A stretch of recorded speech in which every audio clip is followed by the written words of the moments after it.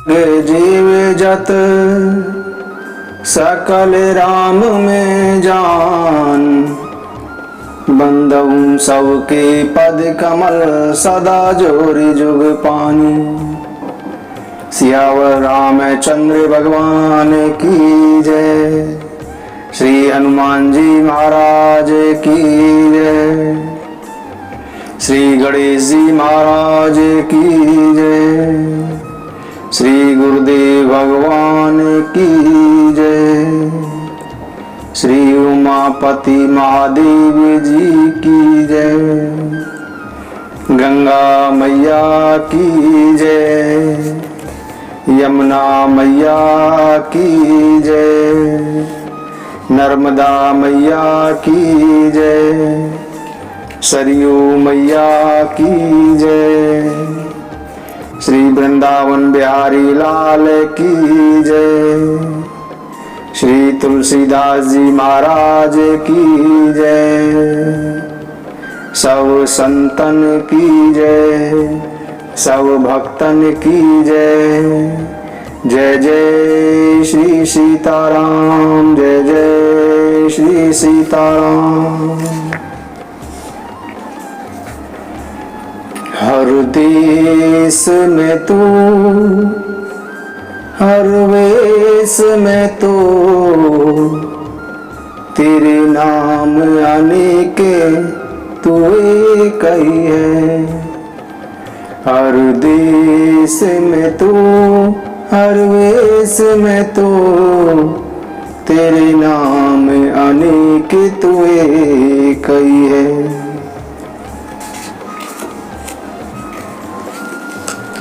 जब प्रभु श्री राम जी को यह संदेश मिलता है कि भरत जी उनसे मिलने के लिए पहुंच रहे हैं, तब श्री राम जी को यह सुनकर अत्यंत चिंता हुई। इधर तो पिता के वचन और इधर भाई भरत जी का संकोच। भरत जी के स्वभाव को मन में समझकर तो प्रभु श्री रामचंद्र जी मन को स्थिर करने के लिए कोई स्थान ही नहीं पाते। तब यह जानकर समाधान हो गया कि भरत साधु और विवेकी हैं तथा मेरे आज्ञाकारी भी हैं। समाधान तब भाय जाने, भरत कहे महु साधु सयाने। लखन लख्यु प्रभु हृदय घबारो, कहते समय समनीति विचारो। बिनु पूछे कछु कहूँ गोसाई, सेवकु समय न डीठ डिठाई। तुम्हें सर्वज्ञ शिरोमणि स्वामी, आपनी समझ कहूँ अनुगामी। तुम सर्वज्ञ शिरोमणि स्वामी, आपनी समझ कहूँ अनुगामी। श्री राम जय राम जय जय राम, जय राम जय राम जय जय राम। श्री राम जय राम जय जय राम, जय राम जय राम जय जय राम। लक्ष्मण जी कहते हैं कि हे स्वामी, आपके बिना ही पूछे मैं कहता हूं, सेवक समय पर ठटाई करने से ढीठ नहीं माना जाता है। यह मेरा कहना ढिठाई नहीं होगा। हे स्वामी, आप तो सब कुछ जानने वाले हैं। मैं सेवक तो अपनी बुद्धि के अनुसार ही कहता हूं। हे नाथ, आप बिना ही कारण परम हित करने वाले, सरल हृदय और शील और स्नेह के भंडार हैं। आपका सभी पर प्रेम और विश्वास है तथा आप अपने हृदय में सबको अपने ही समान समझ लेते हैं। परंतु मूर्ख और विषय वासना में लिप्त जीव प्रभुता पाकर मोहवश अपने असली स्वरूप को प्रकट कर देते हैं। भरत नीति परायण, साधु और चतुर है तथा आपके चरणों में उनका प्रेम है, इस बात को सारा जगत जानता है। वे भरत ही आज आपका सिंहासन और अधिकार पाकर धर्म की मर्यादा को भूल गए हैं। कुटिल खोटे भाई भरत को कुश में देखकर, यह जानकर कि आप वनवास में असहाय हैं, अपने मन में भरत बुरा विचार करके अपने सहायकों को इकट्ठा करके राज्य को निष्कंटक करने के लिए यहाँ आए हुए हैं। करोड़ों प्रकार की कुटिलताएं रचकर सेना बटोर कर दोनों भाई आ गए हैं। यदि इनके मन में किसी भी प्रकार का कपट और कुचाल न होती तो रथ, हाथी, घोड़े और इतनी सेना लेकर यहाँ क्यों आते। परंतु भरत को ही व्यर्थ कौन दोष दे। राजपद पा जाने पर तो सारा संसार ही मतवाला हो जाता है। शास्त्रों में उदाहरण है कि चंद्रमा मत होकर गुरु पत्नीगामी हो गया था।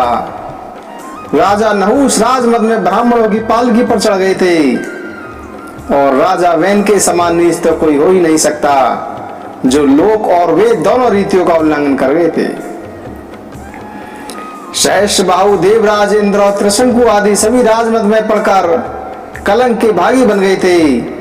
भरत ने यह उपाय उचित नहीं किया। भरत ने यह उपाय उचित ही किया क्योंकि शत्रु और ऋण को तनिक भी शेष नहीं रखना चाहिए।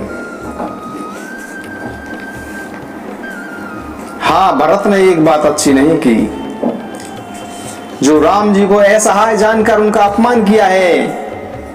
पर आज युद्ध में श्री राम जी का क्रोधपूर्ण मुख देखकर यह बात भी उनकी समझ में आ जाएगी, अर्थात अपमान का फल भी वे अच्छी तरह से पा जाएंगे। इतना कहते ही लक्ष्मण जी नीति रस भूल गए और उनका शरीर ऐसा पुलक उठा मानो युद्ध रस रूपी वृक्ष पर फूल आ गए हों। वे प्रभु श्री रामचंद्र जी के चरणों की वंदना करके चरण रज को सिर पर रखकर सच्चे और स्वाभाविक बलपूर्वक बोले, अनुचित नाथिन मानव मोरा, भरत हम ही उपचार ने थोरा, कह लगी सही रहे मन मारे, नाथ साथ धनु हाथ हमारे, अनुचित नाथिन मानव मोरा, भरत हम ही उपचार ने थोरा। श्री राम जय राम जय जय राम, जय राम जय राम जय जय राम, पतित पावन तेरो नाम, श्री राम जय जय राम।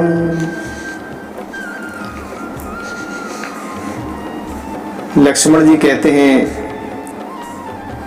कि जब स्वामी हमारे साथ है और धनुष हमारे हाथ में है और मैं जाति से क्षत्रिय हूं, रघुकुल में जन्मा हूं, फिर मैं आपका सेवक हूं, यह सारा संसार जानता है। धूल के समान नीच कौन है, परंतु यदि धूल को भी लात मारी जाए तो वह भी सिर पर चढ़ती है। ऐसा कहकर लक्ष्मण जी ने उठकर हाथ जोड़कर प्रभु से आज्ञा मांगी, मानो वीर रस सोते से जाग उठा हो। सिर पर जटा बांधकर कमर में तरकस कस लिए और धनुष को सजा कर तथा बाण को हाथ में लेकर लक्ष्मण जी बोले,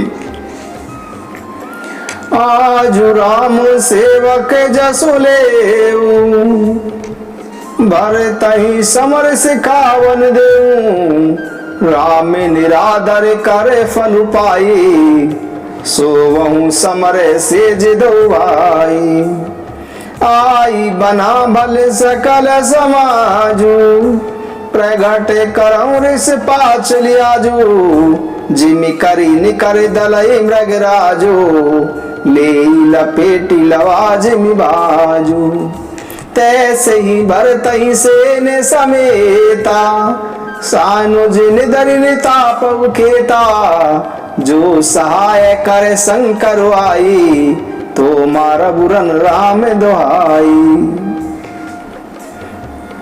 लक्ष्मण जी कहते हैं कि आज मैं आपका सेवक होने का यश ले लूंगा।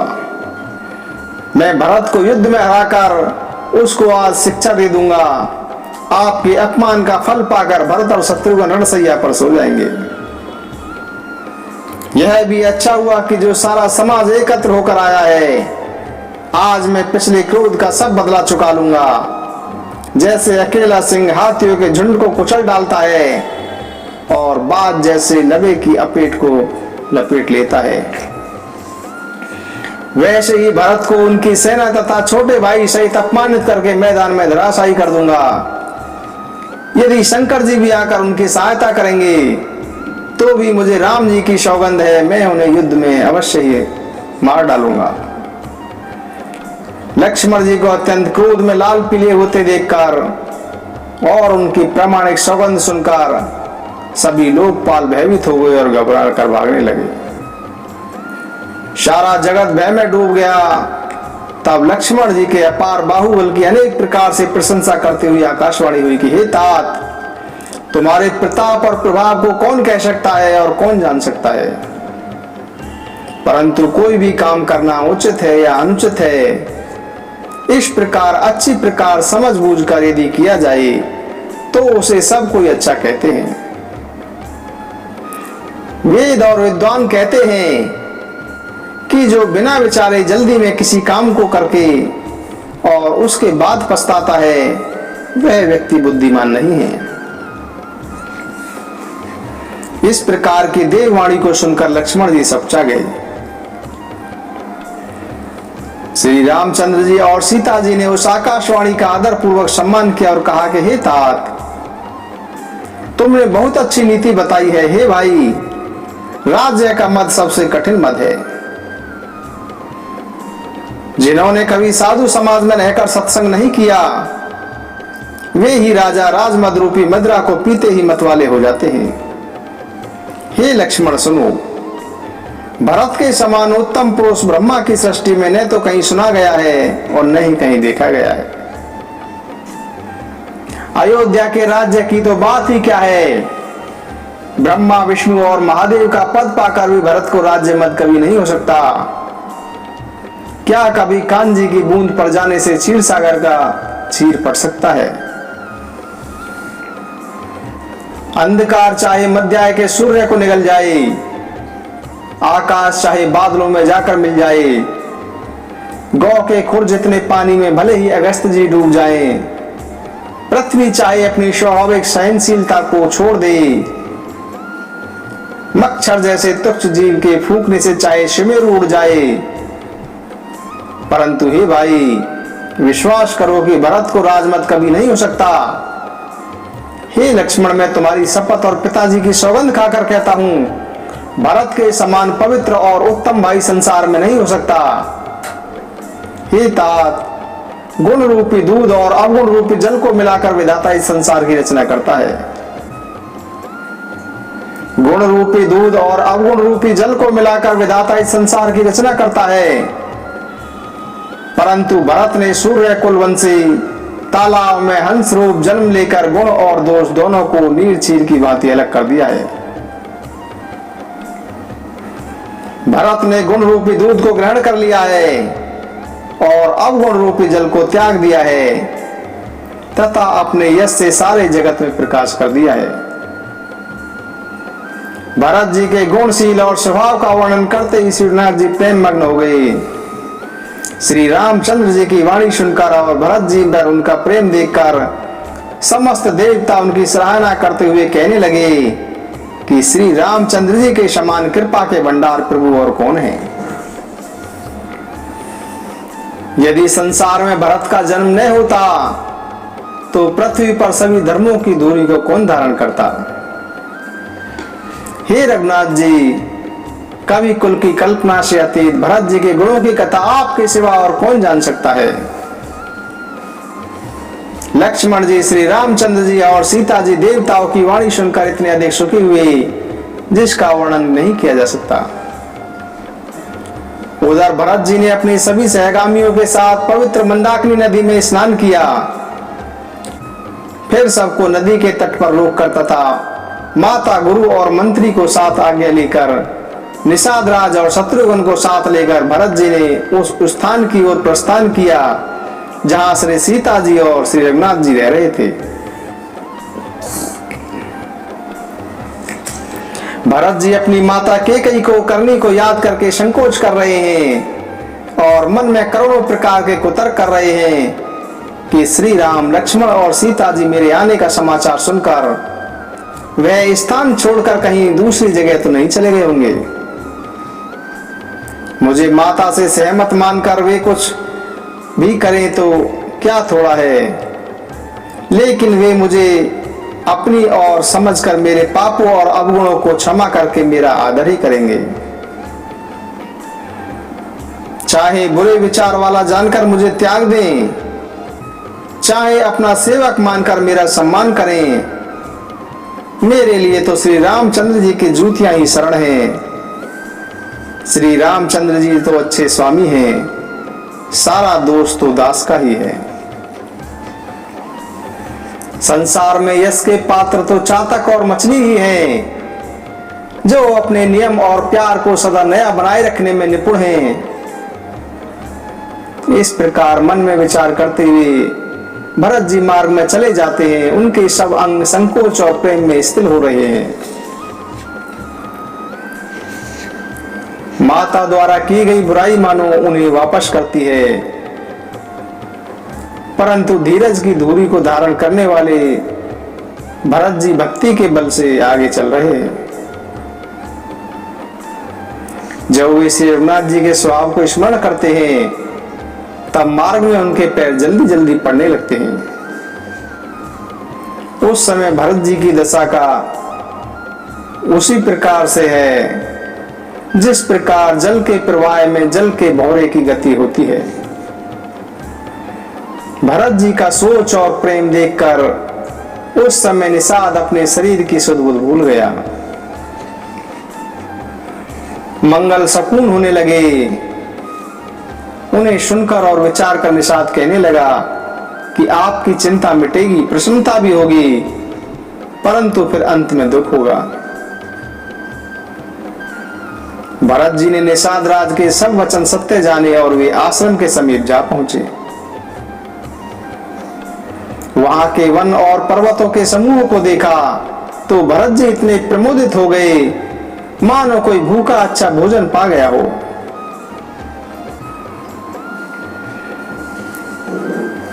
श्री रामचंद्र जी के निवास से वन संपदा ऐसे सुशोभित है मानो अच्छे राजा को पाकर प्रजा सुखी हो जाती है। सुहावना वन ही पवित्र देश है। विवेक उसका राजा है और वैराग्य मंत्री है। यम, यम माने अहिंसा, सत्य, आस्तेय, ब्रह्मचर्य और अपिग्रह। नियम, नियम माने सोच, संतोष, तप, स्वाध्याय और ईश्वर प्राणिदान। ये योद्धा है, शील राजधानी है, शांति तथा सुबुद्धि दो सुंदर पवित्र रानियां हैं। वह श्रेष्ठ राजा राज्य के सब अंगों से पूर्ण है और श्री रामचंद्र जी के चरणों के आश्रित रहने से उसके चित्त में आनंद और उत्साह है।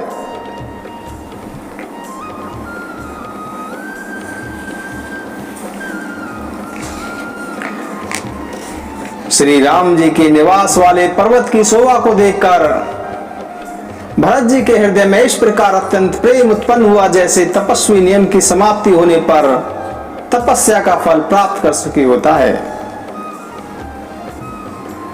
तब केवल दौड़कर ऊंचाई पर चढ़ गया और भुजा उठाकर भरत जी से कहने लगा कि हे नाथ, ये जो पाकर जामुन, आम और तमाल के विशाल वृक्ष दिखाई पड़ रहे हैं, जिन श्रेष्ठ वृक्षों के बीच में एक सुंदर विशाल बरगद का वृक्ष सुशोभित है, जिसको देखकर मन मोहित हो जाता है, जिसके पत्ते नीले और अधिक घने हैं और जिसमें लाल फल लगे हैं, जिसकी घनी छाया सब कालों में शुभ देने वाली है, जहां सुजान श्री सीताराम जी मुनियों के समूह के साथ बैठकर नित्य शास्त्र, वेद और पुराणों के सब कथा इतिहास सुनते हैं। निषाद राज की बातें सुनकर और वृक्षों को देखकर भरत जी के नेत्रों में आंसू भर आए। दोनों भाई प्रणाम करते हुए आगे बढ़े। उनके प्रेम का वर्णन करने में सरस्वती जी भी सकचाती हैं। श्री रामचंद्र जी के चरण चिन्ह देखकर दोनों भाई इतने प्रसन्न होते हैं मानो दरिद्र पारस पत्थर पा गया हो। वहां की धूली पहले मस्तक पर, हृदय में और बाद में नेत्रों पर लगाकर वे रघुनाथ जी के मिलन जैसा सुख पाते हैं। भरत जी की अत्यंत अकथनीय दशा देखकर वन के पशु पक्षी जड़ और जीव वृक्ष आदि प्रेम में मग्न हो गए हैं। प्रेम के विशेष वश होने के कारण निषाद राज भी रास्ता भूल गया। तब देवता सुंदर रास्ता बतलाकर फूल बरसाने लगे। भरत के प्रेम की इस स्थिति को देखकर सिद्ध और साधक भी प्रेम के वशीभूत हो गए तथा उनके स्वाभाविक प्रेम की सराहना करने लगे। कहने लगे कि यदि इस पृथ्वी तल पर भरत का जन्म न होता तो जड़ को चेतन और चेतन को जड़ कौन करता। प्रेम अमृत है, विरह मंद्राचल पर्वत है। भरत जी गहरे समुद्र हैं। कृपा के समुद्र श्री राम जी ने देवता और साधुओं की भलाई के लिए स्वयं इस भरत रूपी गहरे समुद्र को अपने विरह रूपी मंद्राचल से मत कर यह प्रेम रूपी अमृत प्रकट किया है।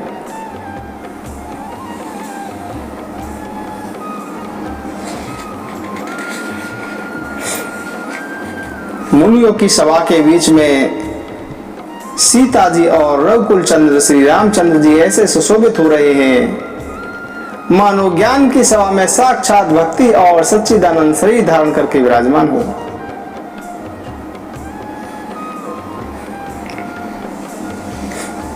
छोटे भाई शत्रुघ्न, सखा निषाद राज सहित भरत जी का मन प्रेम में मग्न हो रहा है। वे हर शोक सुख दुख आदि सब भूल गए हैं। हे नाथ रक्षा कीजिए, हे गोसाई रक्षा कीजिए, ऐसा कहकर प्रभु श्री रामचंद्र जी से मिलते ही वे पृथ्वी पर दंड कर गिर पड़े। प्रेम भरे वचनों से लक्ष्मण जी ने पहचान लिया और मन में जान लिया कि भरत जी प्रणाम कर रहे हैं। वे श्री राम जी की ओर मुंह किए हुए खड़े थे। भरत जी उनके पीछे थे, इस कारण उन्होंने देखा नहीं। अब इस ओर तो भाई भरत जी का सरस प्रेम और उधर स्वामी श्री रामचंद्र जी की सेवा करने की प्रबल अवस्था। न तो प्रभु की सेवा से मुक्त होकर मिलने से ही बनता है और न ही प्रेम वश उन्हें छोड़ने बनता है। कोई श्रेष्ठ कवि ही लक्ष्मण जी के चित्त की सुविधा का वर्णन कर सकता है।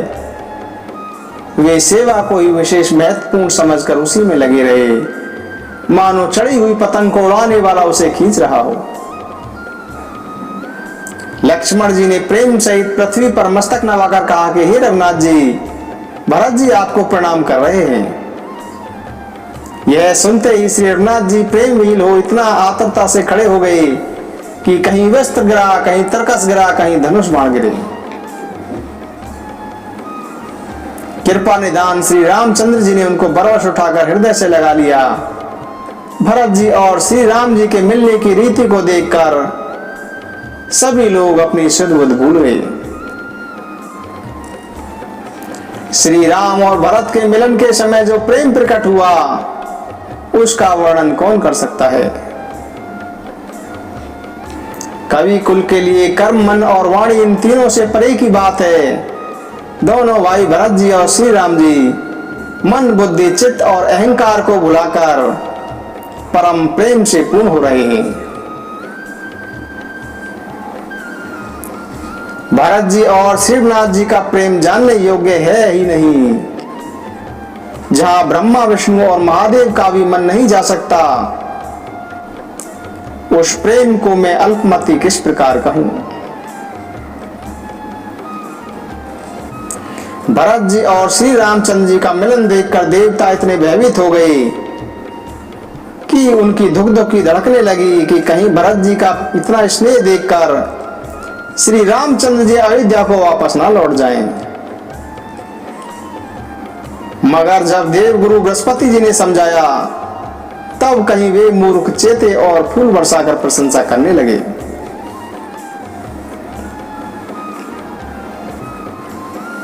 श्री राम जय राम जय जय राम, जय राम जय राम जय अतीत पावन तेरो नाम।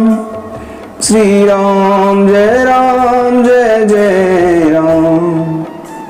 कौशल्या के प्यारे राम, दशरथ राज दुलारे राम। भक्तों के रखवारे राम, संतों के हितकारी राम। मैं तेरा तुम सबके राम। श्री राम जय जय राम। मैं तेरा तुम सबके राम। श्री राम जय जय राम। मैं तेरा तुम सबके राम। श्री राम जय जय राम। सीता राम राम राम, सीता राम राम राम। सीता राम राम राम, सीता राम राम राम। सीता राम राम राम, सीता राम राम। सीता राम राम राम, सीता राम राम राम। सीता राम राम राम, सीता राम राम राम। सीता राम राम राम, सीता राम राम राम। सीता राम राम राम, सीता राम राम।